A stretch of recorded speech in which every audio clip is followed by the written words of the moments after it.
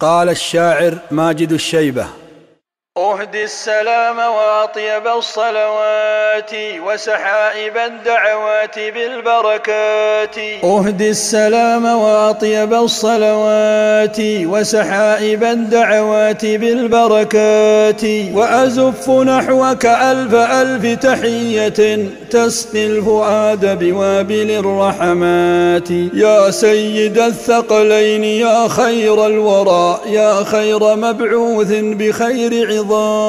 يا سيد الثقلين يا خير الورى، يا خير مبعوث بخير عظاتي. صلى عليك الله ثم ملائك وحباك منه بأرفع الدرجات. صلوا عليه فبالصلاة قلوبكم تزكو وتحيا بعد طول مماتي. أهدي السلام وأطيب الصلوات وسحائب الدعوات بالبركات.